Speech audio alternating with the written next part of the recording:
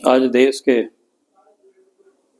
3 बड़े महत्वपूर्ण व्यक्ति को भारत रत्न से भारत सरकार ने सम्मानित किया है।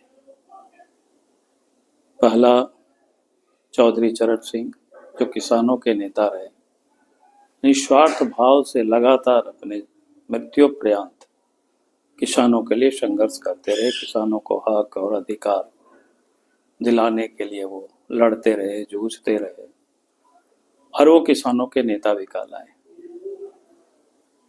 भारत सरकार ने देश के प्रधानमंत्री नरेंद्र मोदी जी ने उनको भारत रत्न से सम्मानित किया। उसके लिए देश के प्रधानमंत्री नरेंद्र मोदी जी को बहुत बहुत बधाई और उनके प्रति आभार भी प्रकट करता हूँ। दूसरे जो नेता थे देश के प्रधानमंत्री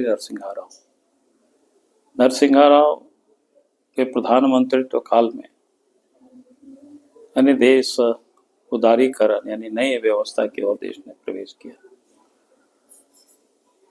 जो देश के अंदर में कोटा परमिट राज था, उसको इन्होंने तिलांजलि देने का इन्होंने प्रारंभ किया उसी समय से, और देश विकास की एक नई गति पकड़ी। उस समय से एक नया रफ्तार भी पकड़ा। यानी अगर हम कहें कि ग्लोबलाइजेशन, लिबरलाइजेशन, उदारीकरण, इसके जनक भारतवर्ष में अगर है तो नरसिंहा राव जी रहे, और आज उनको भारत रत्न से सम्मानित किया गया। तीसरे जो व्यक्ति थे कृषि वैज्ञानिक स्वामीनाथन।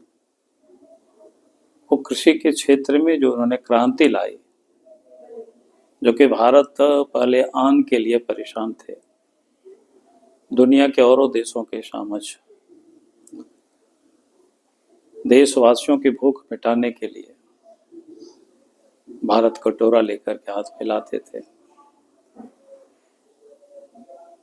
लेकिन भारत के कृषि वैज्ञानिक डॉक्टर स्वामीनाथन ने कृषि के क्षेत्र में अभूतपूर्व क्रांति लाई और फसल के उत्पादन में इतनी बढ़ोतरी हुई। नई तकनीक, उन्नत बीज को इन्होंने तैयार कराए, और आज अनाज के मामले में देश स्वावलंबी है। भारत के पास भी अनाज पर्याप्त है। आज तो देश में गरीबों को 80 करोड़ की आबादी प्रत्येक महीना फ्री में 5 किलो अनाज भी दिया जा रहा है। और साथ ही दुनिया में जहाँ कहीं भी अनाज की जरूरत होती है तो भारत दुनिया को भी अन्न खिला रही, अनाज दे रही है। अगर इसका किसी को श्रेय जाता है तो कृषि वैज्ञानिक स्वामीनाथन को।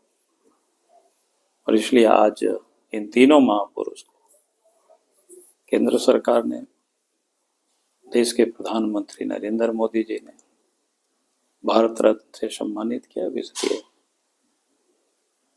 देश के प्रधानमंत्री को भारत सरकार के प्रति आभार प्रकट करते हैं और बहुत बहुत बधाई, बहुत बहुत धन्यवाद।